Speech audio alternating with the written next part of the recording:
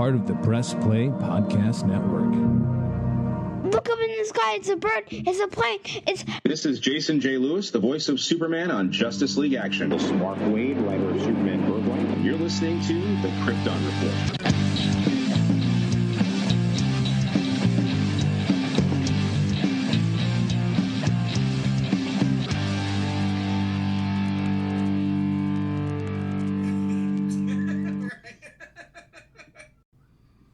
That's pretty funny. Like, I always laugh.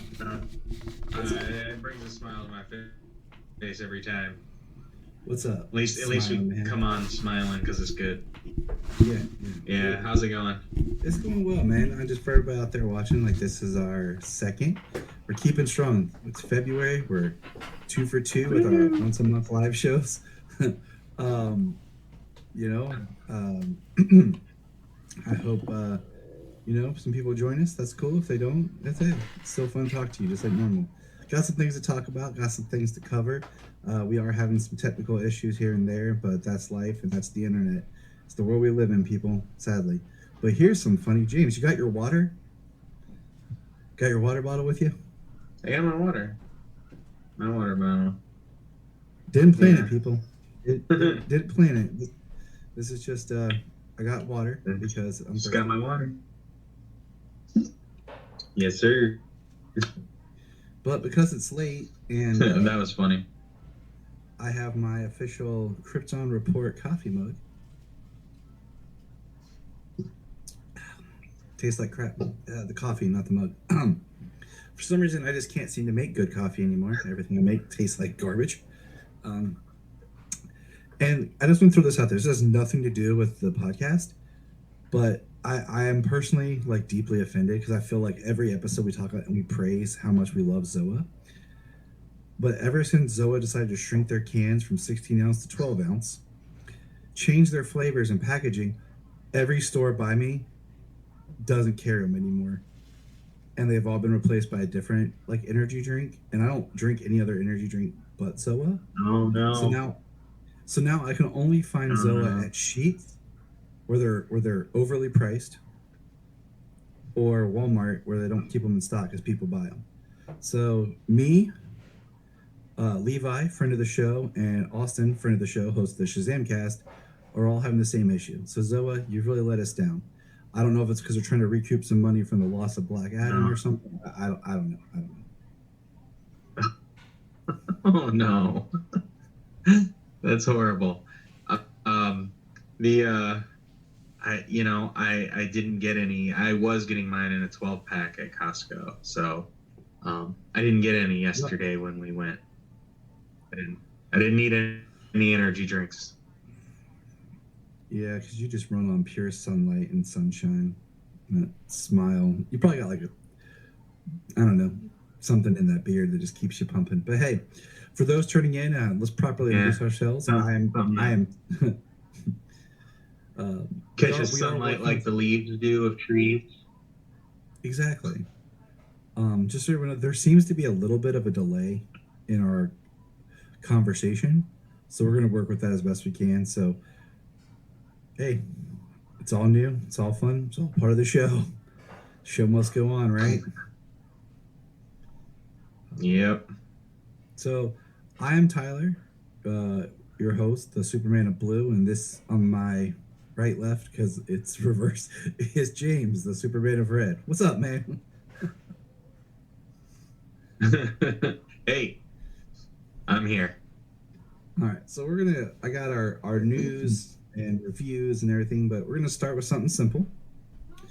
So we're gonna start with things that are just kind of up that I didn't even really realize. So I don't know if you remember this, but Greg Berlanti was working on another DC show.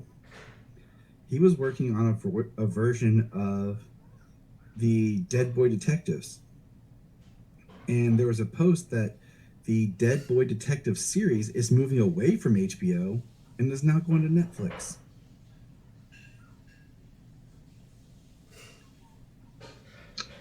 Is it still being made? Is it going anywhere else?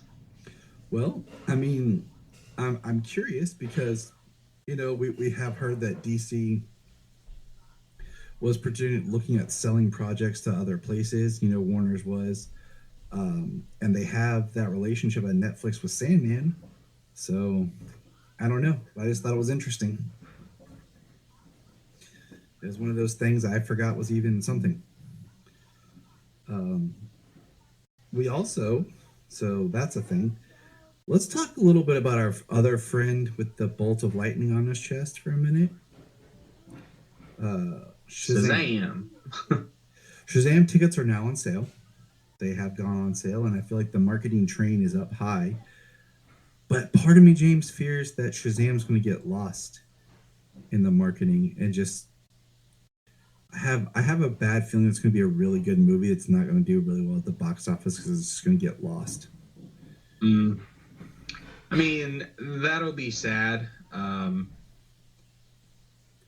You know, I don't know. It's if the marketing push does well and it gets some general audience eyes in, if it's a good movie to the general audience like the first one was, like the first one got kind of shorted with its time in the theater there. So I don't know. I have a bad feeling. Like Han Solo said, and Obi-Wan Kenobi, and someone in every Star Wars movie. So we'll see. But I saw an advertisement for Shazam playing. Have you heard of these? The 270-degree theaters. Have you seen these advertised? Oh, I did see a video of it of Shazam playing 270 degrees, like the dragon coming up, and it like it's 3 screens. But the screens are separated too. It's not like it's one big panoramic screen. I know, it was weird, and I was like, wow, that looked really cool. But the only theater in like the U.S. is like in Kansas City. So, oh wow, I'm like, oh well, all right. And they just fly down to Kansas. Yeah. I was like, kids, we're gonna leave for the movies now and start driving. But the Shazam theme song dropped, and I was pretty pumped to listen to it because I really liked Benjamin Wallfish, his score for the first Shazam, and he's been replaced as the composer. And this time, I'm pulling it up right now. It's Chris Beck, I think. Yeah, Christoph Beck. And it's not, I guess it's Christoph, because there's no R at the end. And I listened to it in the car, and Jania's got really great speakers in her car, so I kind of waited all of us to listen to it in the car. And it was good, but it felt kind of weak. I'm a little disappointed in it. Oh, really? It says, Shazam, Fury of the Gods title theme. So I was expecting something, because, I mean, no matter what you think about the Black Adam, a little more grandiose about the gods, It's Fury of the Gods. All right. Hey, we got Sean Stockhouse here. He says, I hope Shazam is good. I really enjoyed the first film. Us too, man. Us too. Like, I love the first film. I sent James as well. ranking. Yes. It's in my top 5, and I just, like I said, I bet the film was going to be really good, but I bet it's just not going to get the box office it deserves. I not that that's what I want, because it's not what I want at all. I just feel we're in such this weird marketplace now, where we have people who are like, I hope it trained. At least doubles the first movie. I want it to too, but my problem is this. Break 400 or 500 million. Look how many movies come out, like big movies, in March, and people know it's going to hit HBO in 45 days. So I just feel like it might suffer that way. And I could be wrong. I hope I'm wrong. I really do. But you have a big. I hope you're wrong too. Good. I do. The other thing that's kind of bothering me is today I got an email from DC Direct that there's all this new Shazam merchandise in their store on DC. Well, that's great. But I'm not seeing anything new on superherostuff.com. I'm not seeing anything in just like your Walmart or your Target. There's been no toys for Shazam. None. Only we got one McFarlane figure, but no, Spin Master toys for kids or nothing for Shazam. We got another comment up here. Let's see. Now that DC is rebooting, I don't know if any of these films will do that well, except maybe The Flash because of Keaton. And that movie means for reset. And, that's a very, very possible comment. It could happen. So I don't know. Yeah. The thing though is we as podcasters and people who look up this news, try and find this news out, we understand that the reboot is coming and if the movie appeals to the general audience and it gets a good word of mouth, they're not going to know that the reset, like that this movie doesn't mean anything, that it may not, or it may not continue or anything like that. They just know that perhaps they saw the first one and hopefully, go to see the second one and get a decent turnout compared to the first one. Yeah. I mean, that's kind of where I'm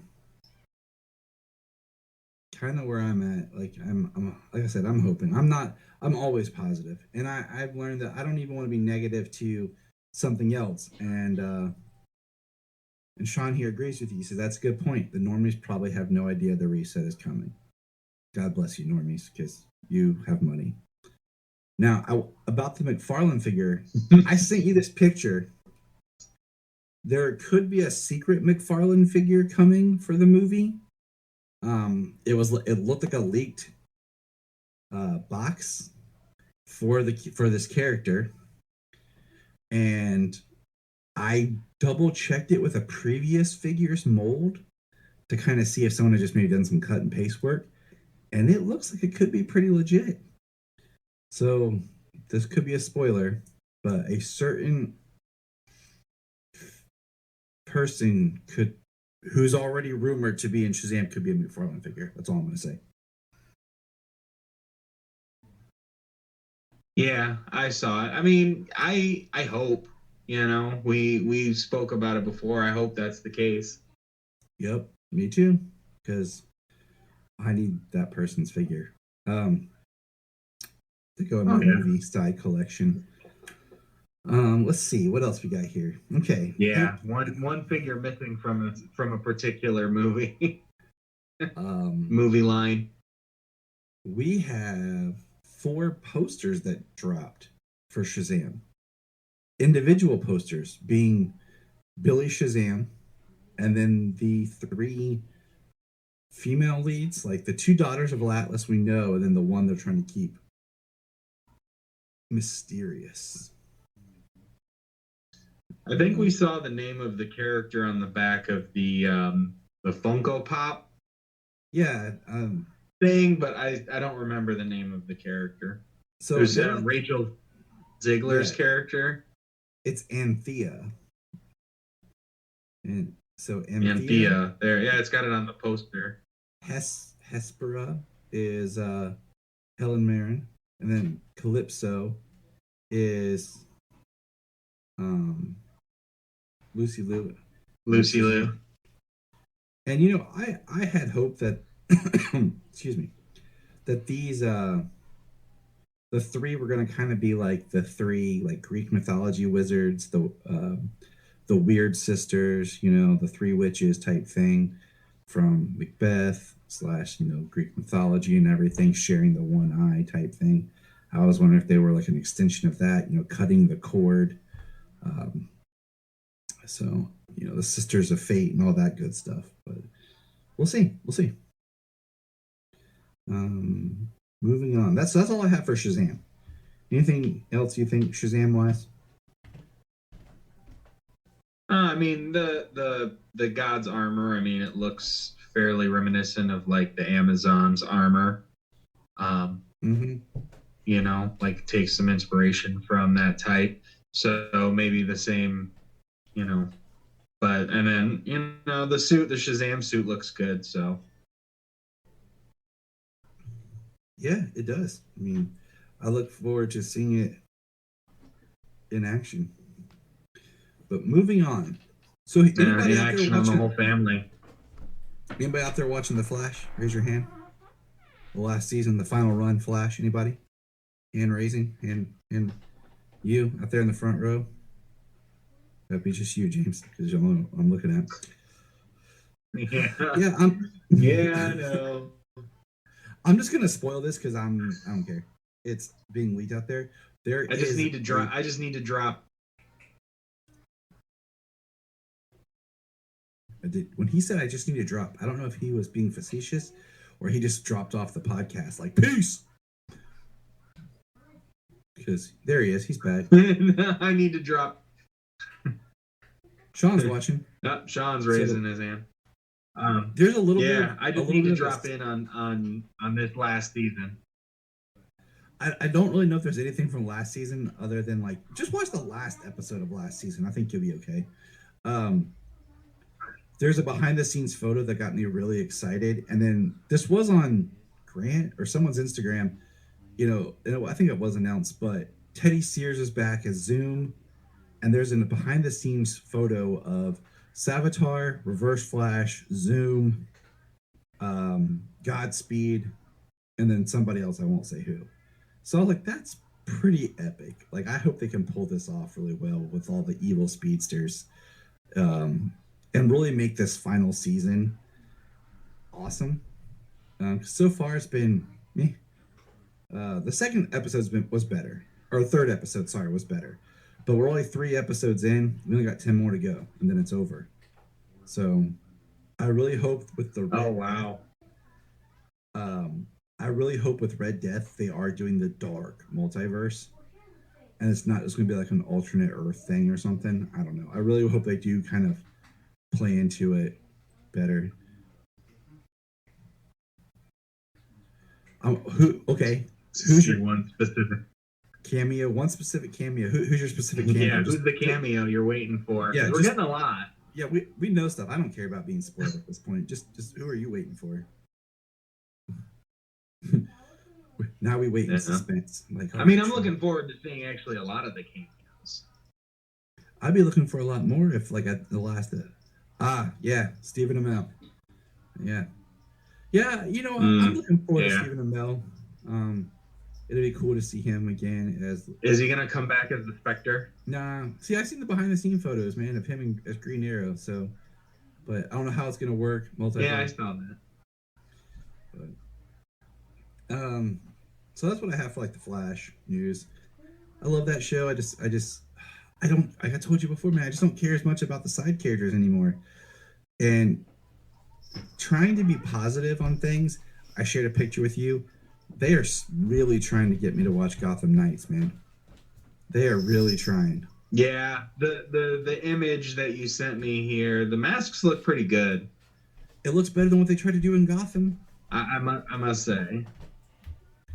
And what we're talking about is Court of Owls. I mean, they had in the trailer the Talon, so it's not like they're hiding or spoiling anything.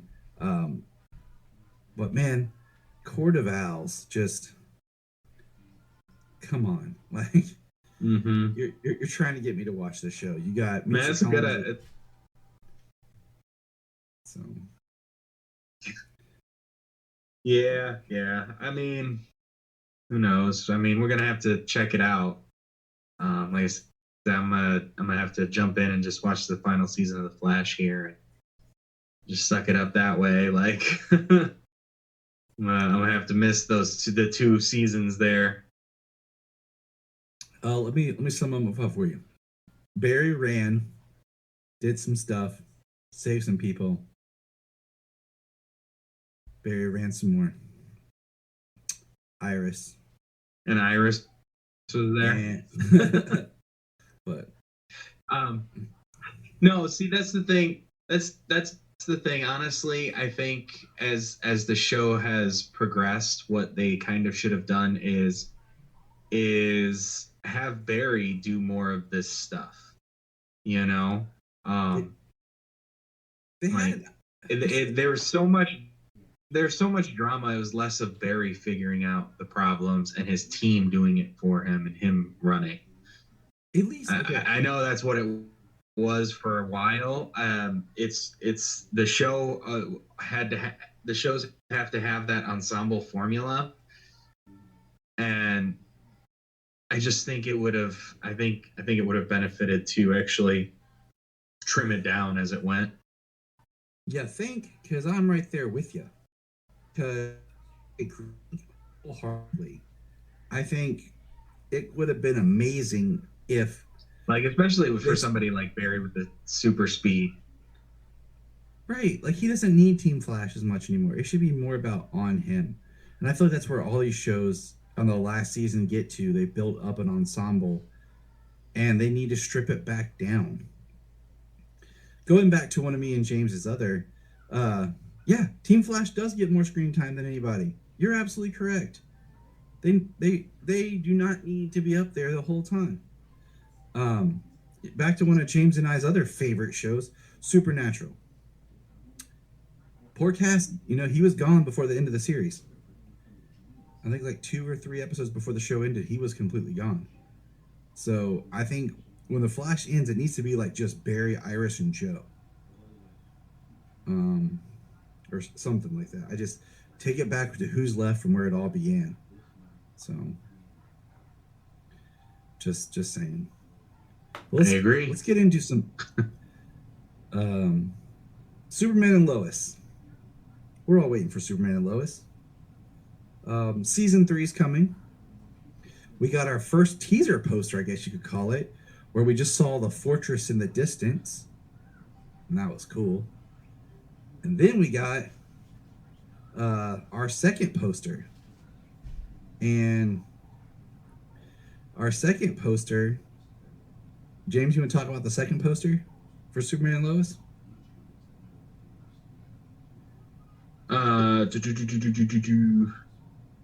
It's like probably the coolest poster they've ever done.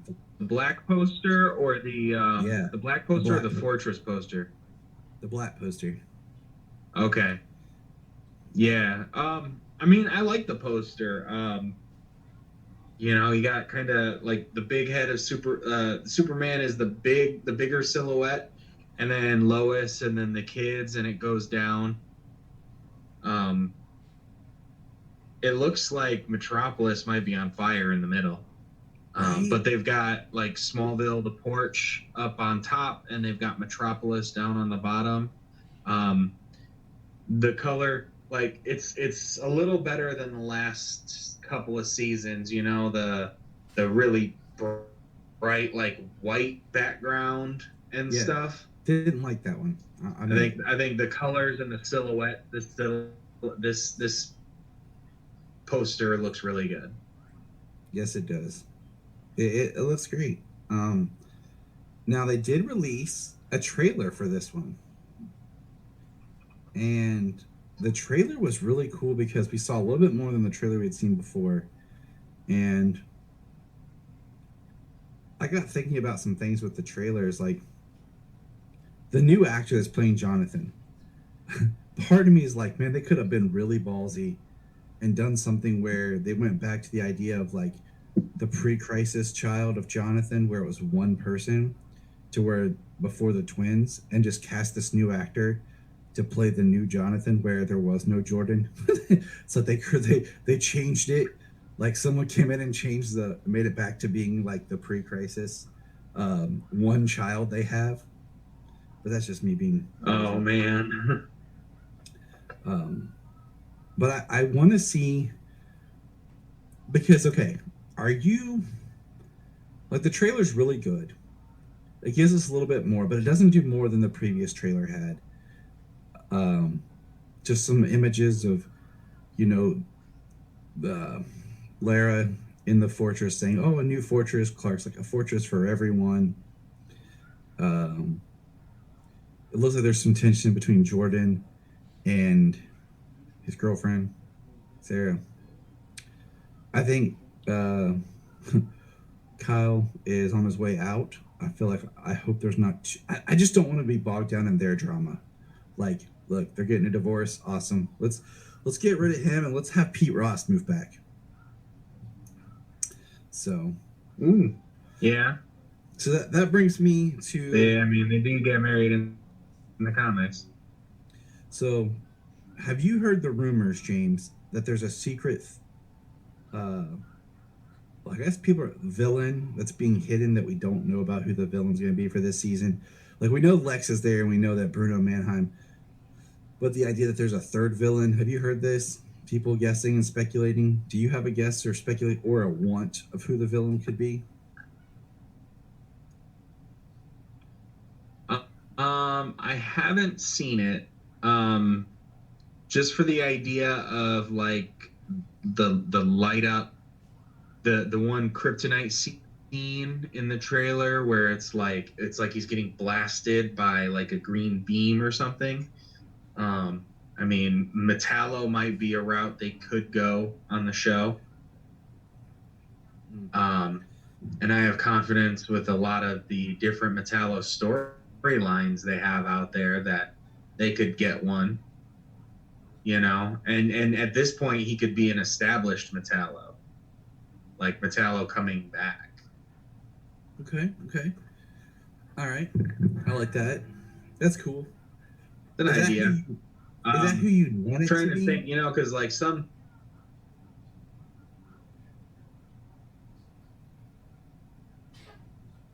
I'm just trying to think. Like, I mean, there's more than I would like it to be. I mean, if they're gonna have Bruno Mannheim and Intergang, I mean, there's an obvious Apocalypse connection. Doesn't have to be Darkseid. I've said this before. You've heard my pitch for like the crossover or whatever. I want like Mongol. Like do something that hasn't been done, you know, because Mongol hasn't shown up in any live action. Yeah, I mean,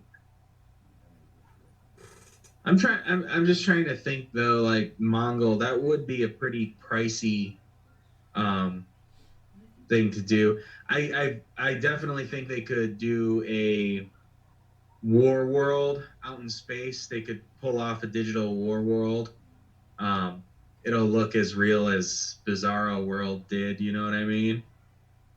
I mean, I think there's ways to do it. I think you get an actor who's just a big dude, and then like you can use some CG enhancements, and try not to make Mongol like, you know, do some forced perspective stuff with him to make him look bigger.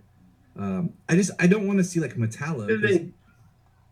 We got two different Metallos on Supergirl, and Superman on that show even fought one of them. I just don't want to see the same villain again. Like, let's give us something that's like, yeah, that makes sense. Like, oh wow, that just like throws me and shocks me. Yeah, I mean, they did Despero on the Flash. They did King Shark, Gorilla Grodd. I mean, Mongol shouldn't be out of the realm of possibility. And Superman and Lois should have, because it does have a kind of backing by HBO. Yeah, and they cut the episode order by 2, so they should have some extra money to throw in for effects and make something really good, you know. Yeah. I'm sure it'll be better than the 300 episode of Smallville we got, which is fun though. I mean, that was the 10th season though. I mean, it was like what movie parody can we do this week? What movie parody can we do next week? Yeah. I mean, hey, you're not lying. And Sean says here, Superman and Lois has a bigger budget than other CW show. It could be cool. Yeah, it could. I mean, it could be right on awesome. And so I want to ask you, James, just can you name, I won't even say 5 things, but if you can come up with 5 things that you would like to see in season 3 of Superman and Lois that are conceivable. I don't want no like crazy theories out here. Like Green Lantern shows up and, you know, or Tom Welling comes in, you know, anything like that. But just 5 things quickly you can think of that are conceivable that you'd like to see in. Right. I mean, well, if we got Mongol.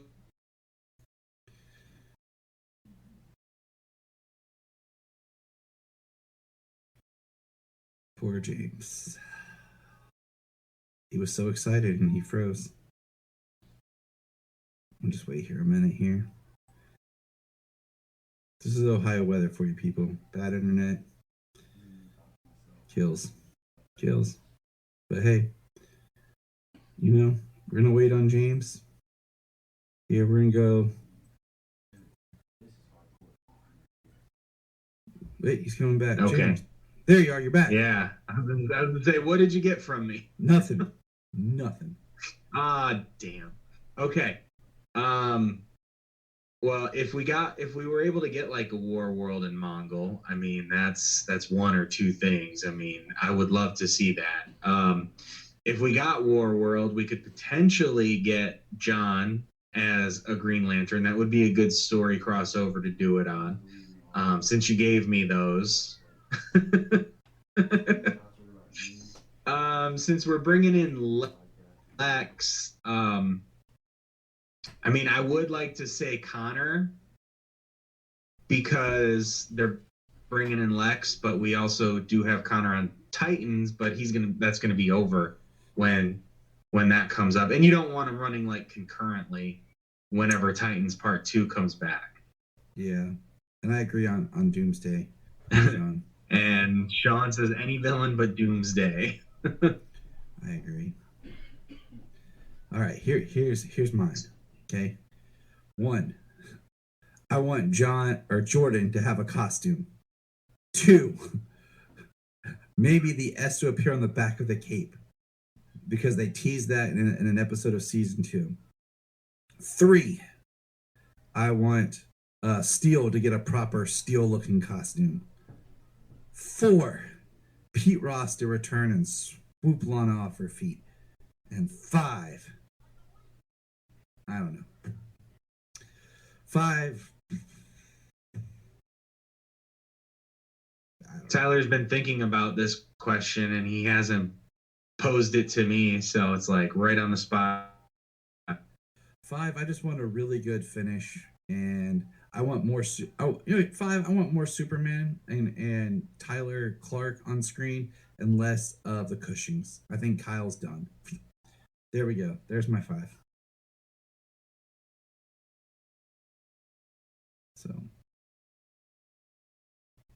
I think James froze again. So we're gonna do a quick commercial break, people. Hold on. Hey, can I get $1? Sure. That's what friends say, right? And we all know that we all have $1. We spend $1 on crazy stuff. We have a loose change around the house probably for $1. So why not help a friend out? The Krypton Report, of course, has a Patreon, like every podcast does. But unlike other podcasts where we're asking for a lot of money, we're just saying, hey, shoot us $1. $1 a month, help us keep the podcast going, and help us to bring entertainment to you. And you can hear the fun voices of me and James. So go to patreon.com/Krypton Report and give it a shot. Thanks. So there's my selfish plug for our $1 Patreon. It's a good time. It's fun. James and I, we do a special show on it. And we also, you'll see us do, we just finished, The Suicide Squad. So our last 2 episodes of movie commentaries were The Suicide Squad and Wonder Woman 84. Which, painfully, we realized that Wonder Woman 84 is not a good movie. Sadly. I'm willing to hear anybody's thoughts on it, but going back, had not watched it for 2 years. We did it in January. Our goal was to do it in December, but life happens. Being 2 years since we saw it, it was tough. But yeah, it's just $1. We throw up some other shows that I do, Movie Pit Show, other conversation pieces, our Supernatural podcast, which will return at some point in time. It's just we have children, so it takes up a lot of time. But let's see. We'll get through some things. Recently, McFarlane released their Titans Build-A-Figure, which is cool, even though it built to being a Beast Boy. But then they released they're doing a different Beast Boy as a regular figure. Oh, wait, Sean's here. Wonder Woman 84 is a bad movie, but it does have some great superhero moments, like when Wonder Woman was flying at the end. I'll agree. It has some moments. It has one of my best lines in any DC comic book movie, said by Chris Pine. It is. We talk about a lot of the moments. It is the wonderful, well, shit, Diana. Best line in the whole movie. Best line in the whole movie.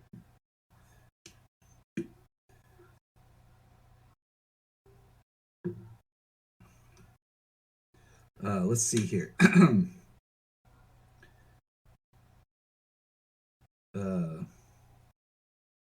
James, you're more of the gamer than I am. Sadly. What do you think about the news and images that we've got recently from the Suicide Squad Kill the Justice League?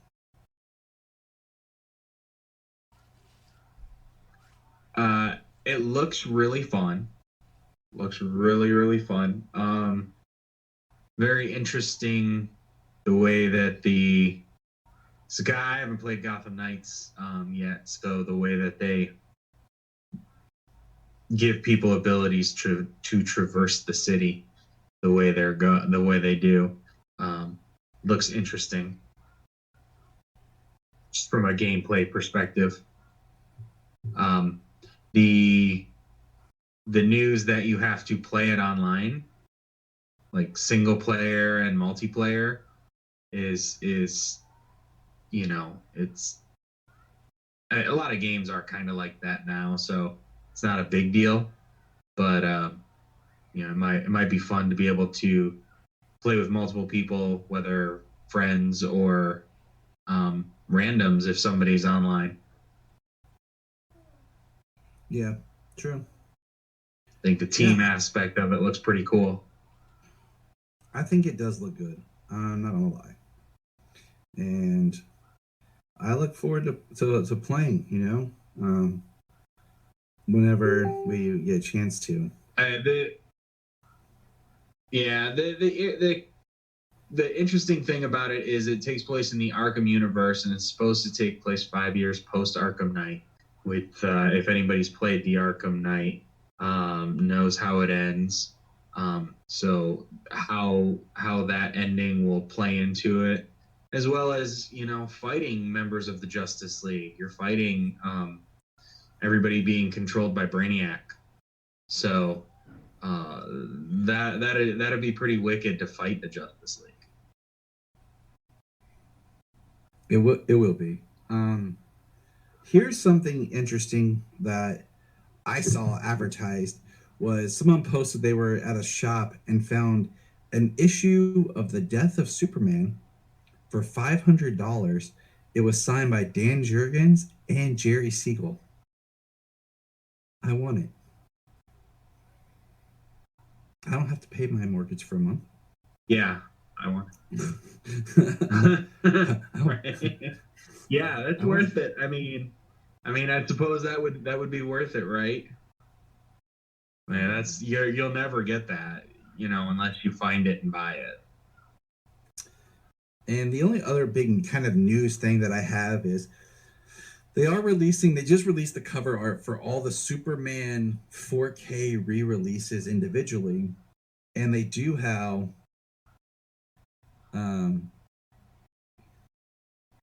nice, Sean. So this is original copies from 93.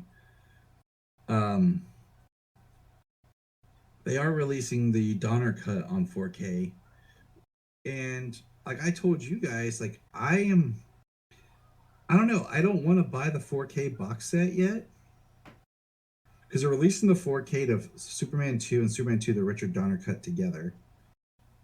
And I just don't want to buy the box set until technically I want the deluxe edition of Superman the movie that added the gauntlet scene back in. Like that's my favorite cut of the film, and I love my Blu-ray box set.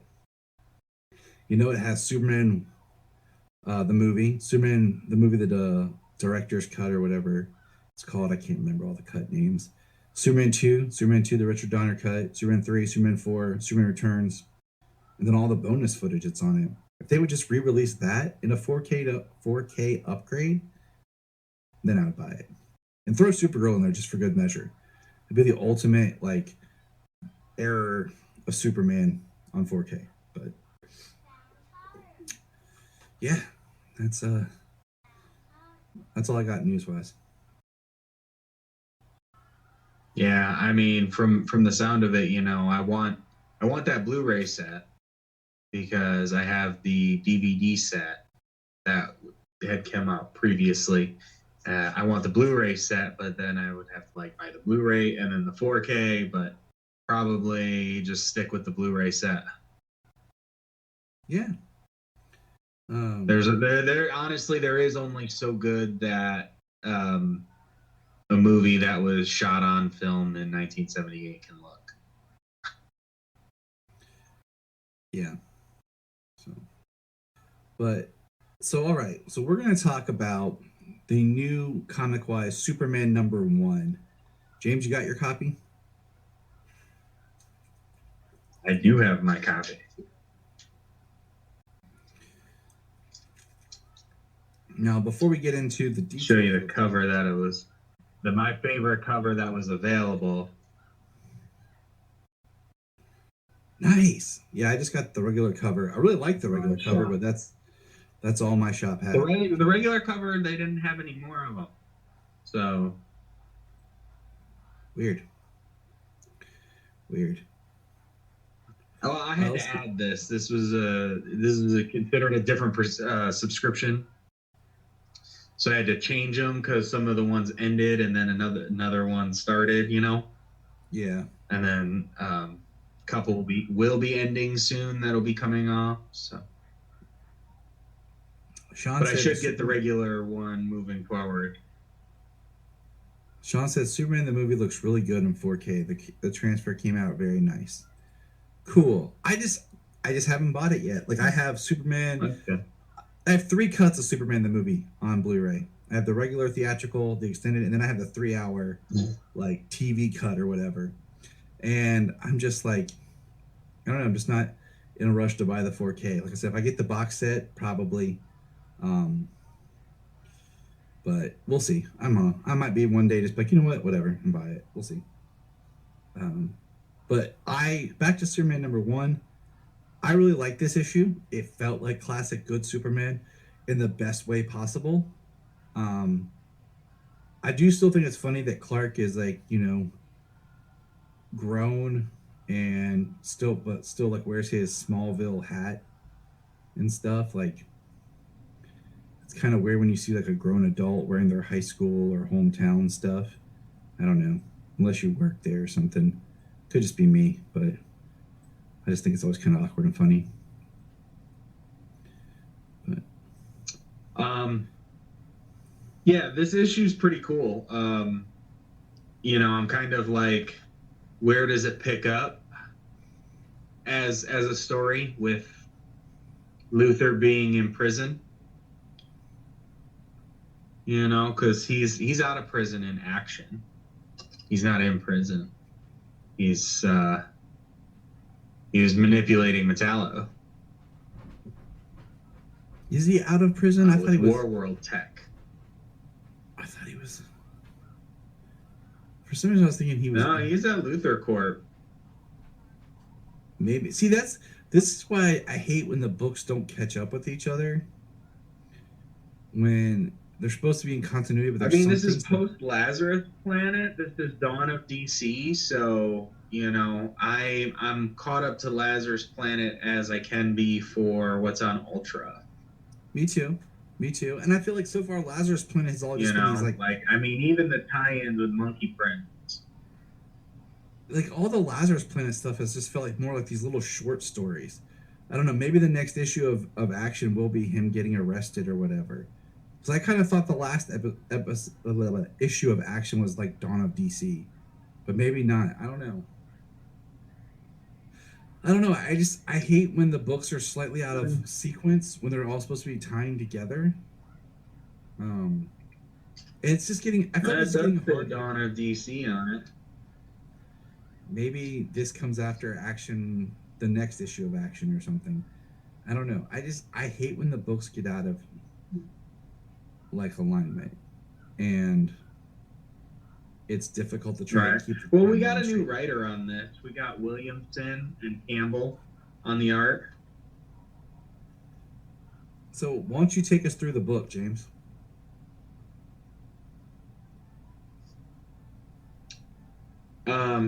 Well, we get this nice classic Superman opening. This nice big old splash page.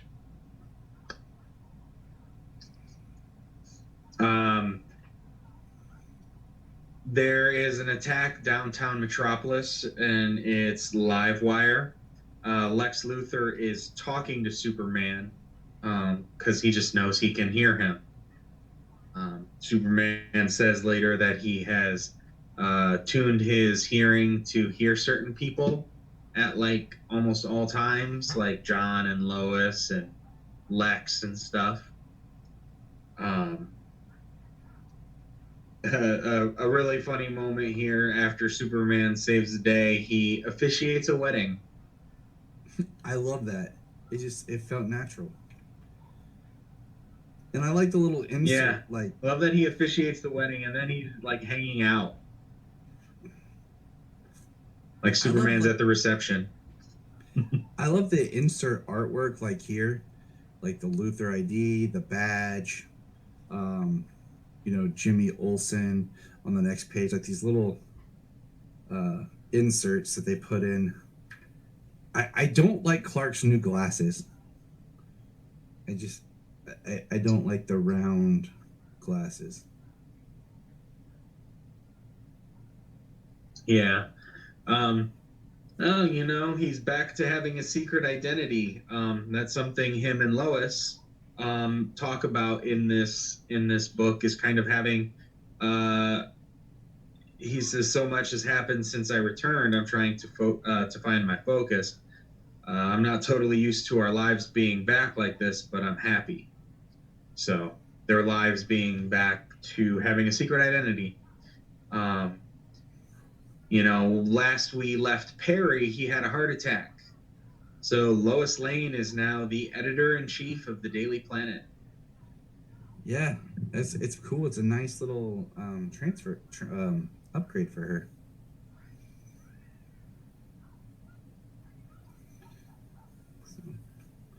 So it's definitely a new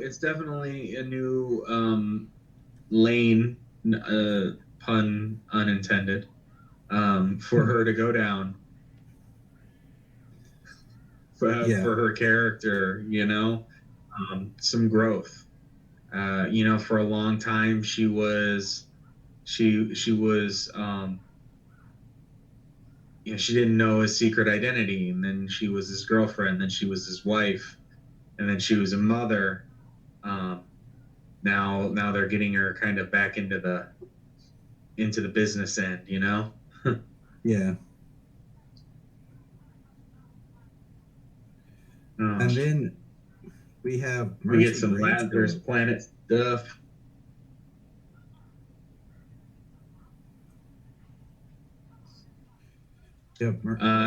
Something's happened at the Luthor Corp Tower, and it is Superman's symbol on a bunch of nanobots that create a gigantic Superman symbol on top of the Luthor.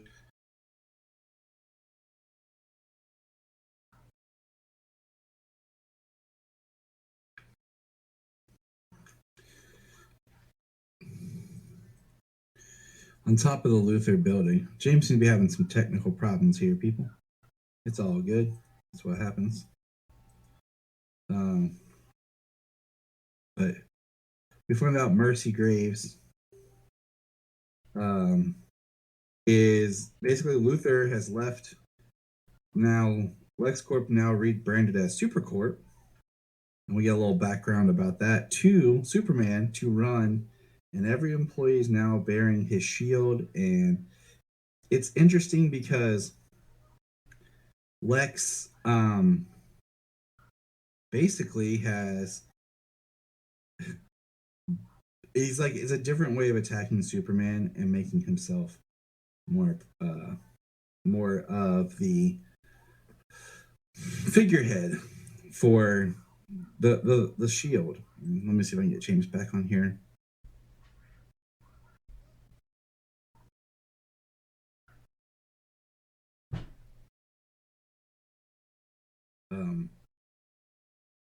It's like Luthor has done everything he can to always make Superman look bad, and now in a way he's doing it by aligning Superman with his company and once again corrupting or taking over his shield imagery, much like he did in Rebirth when he was flying around with this symbol on himself. So we have one of the most kind of in-your-face moments that actually angers Superman is when Lex shows up as a hologram parodying Jor-El. What do you think about that, James?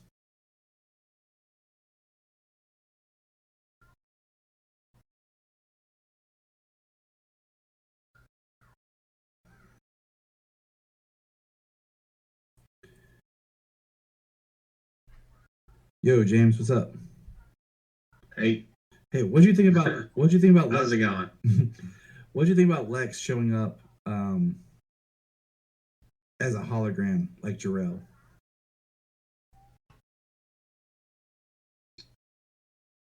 I thought it's very egotistical.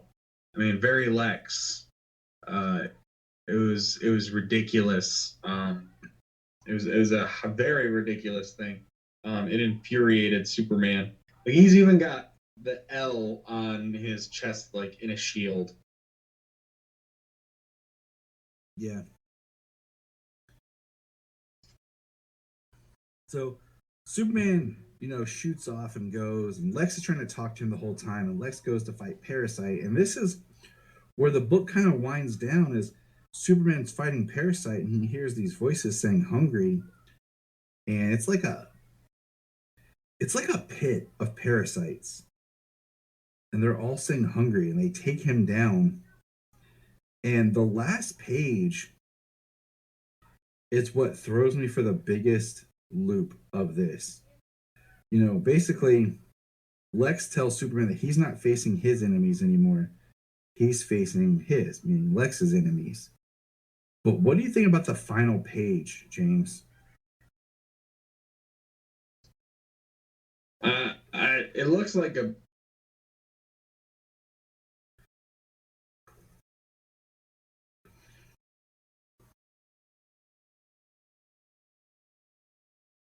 James's thoughts are so deep that we're in just suspended.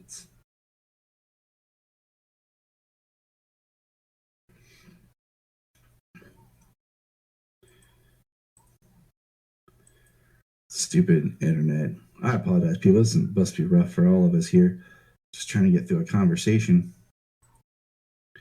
Poor James is having it worst of all. Just keeps dropping.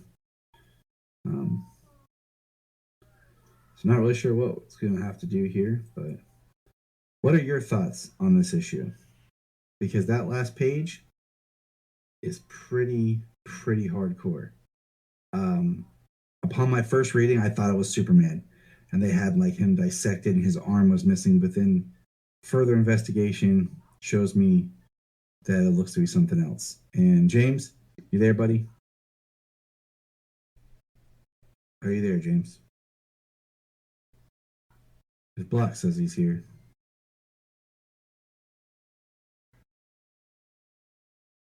There he is. So what do you think about the last page? So I don't know who... Yeah, I don't know who that... It looks like Bizarro's on the table, but I don't know who the enemies are. So Lex Luthor's villains is how I take it. People that we don't know that Lex maybe has been battling against in secret.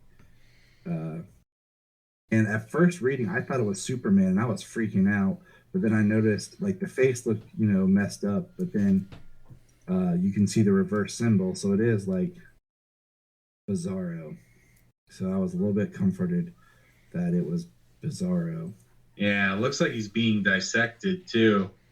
Yeah, because his arm's missing. So I was really glad that wasn't Superman on the table.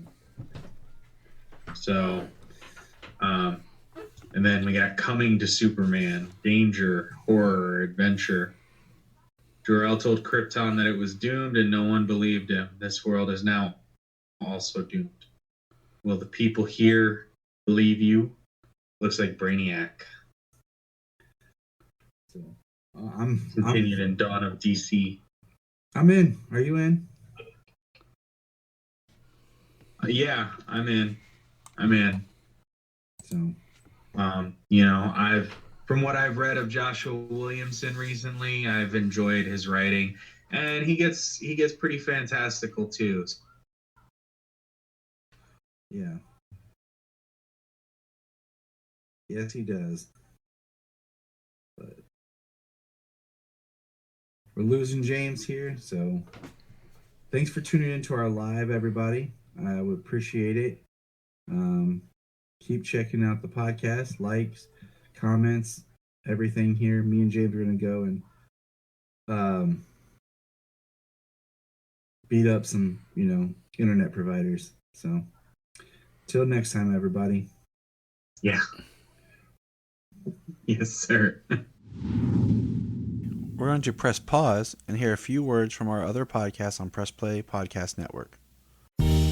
Hello, Brooks here with the Books with Brooks monthly book club podcast. Here's how Books with Brooks works. We read one book a month and then we talk about it. Classics like Stephen King's The Shining, debut novels like We Are the Brennans by Tracy Lang, and tons of other compelling, life-changing stories, one book and 1 month at a time. So come read along with us and then listen in. If you are like Tyler and James and can't get enough super talk, check out these other podcasts.